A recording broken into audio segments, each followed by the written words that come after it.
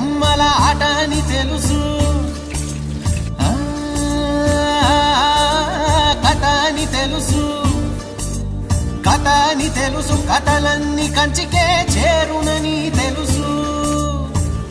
తెలుసు తెర తొలుగుతుందని, తెలుసు తెల్లారుతుందని, తెలుసు ఈ కట్టె పుట్టుకుమంటదని, తెలుసు ఈ మట్టి మట్టిలో కలిసిపోతదని.